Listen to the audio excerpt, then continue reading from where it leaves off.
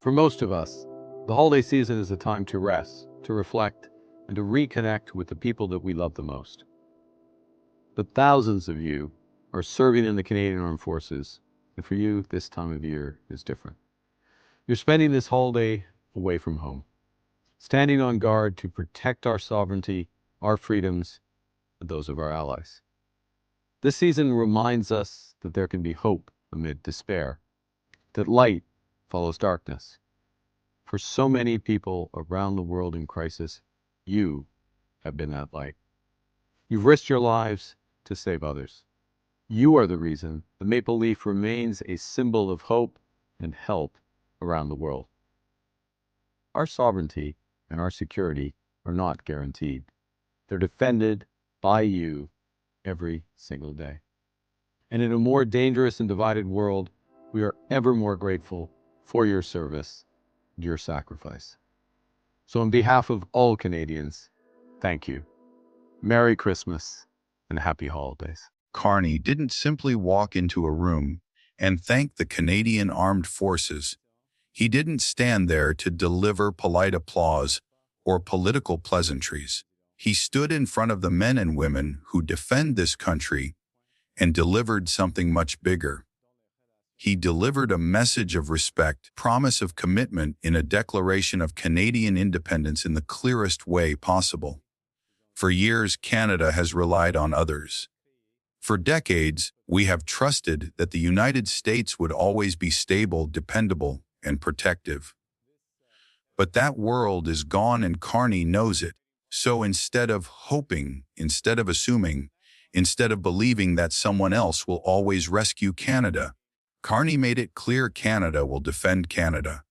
Canada will protect Canada, and Canada will never again depend on Washington for its survival. This moment wasn't symbolic. It marked a change in mindset, a change in ambition, and a change in power. Let's tell the truth. Trump changed everything. He mocked Canada. He threatened us. He took shots at our sovereignty. He spoke about Canada like a possession instead of an ally. He launched tariffs.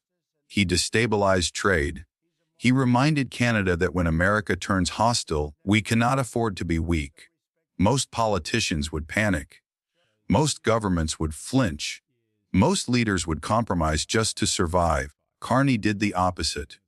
He looked at Trump, looked at the instability in Washington, looked at the growing threats around the world, and he said, "We'll never again allow another country, even the United States, to hold Canada hostage." Because if you rely on another nation for your protection, you rely on them for your economy, your borders, your sovereignty, and your future. Carney made it absolutely clear that dependence is over. CTV's senior correspondent Judy Trin looks back now on Canada's strategy to defend its economic future. Canada's new government will rebuild, reinvest, and rearm the Canadian Armed Forces. The Prime Minister's clarion call to defend against a superpower's imperialism. What I'd like to see, Canada become our 51st state. We give them protection, military protection. Donald Trump turned his threats into a trade war, pushing Mark Carney to turn the military into an economic shield. I'm announcing today that Canada will achieve NATO's 2% of GDP target this year, half a decade ahead of schedule. This isn't symbolic funding. This isn't political theater. This isn't some headline promise that disappears after the speech. This is real, historic, record-breaking, nation-changing, talking tens of billions in immediate investment. Soldiers finally paid what they deserve. Recruitment built back stronger. Capability restored. Canada locked into immediate NATO commitment. Not someday, not eventually. Now, for decades, Canada massively underfunded its armed forces. We respected them, but we didn't equip them. We appreciated them, but we didn't empower them. That era is gone.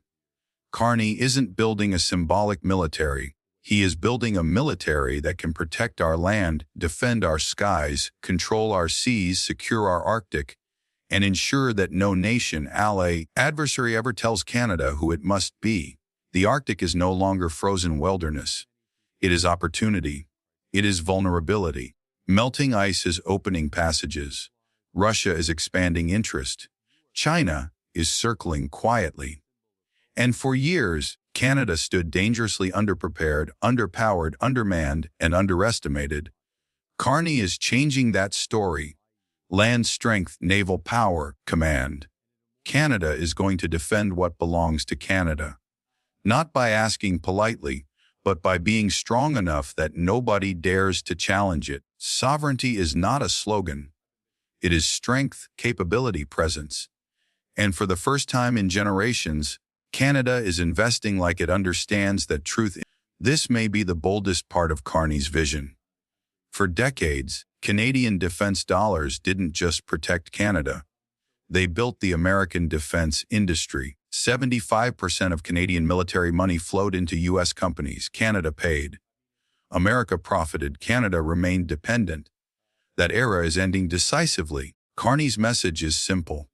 Canadian tax dollars will build Canadian strength.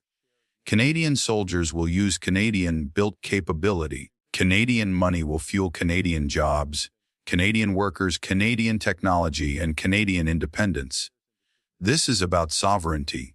This is about dignity. This is about building a Canadian defense system that belongs to Canada, controlled by Canada, serving Canada, and it changes everything. If you control your waters, you control your future. That's why Carney's submarine program isn't just procurement.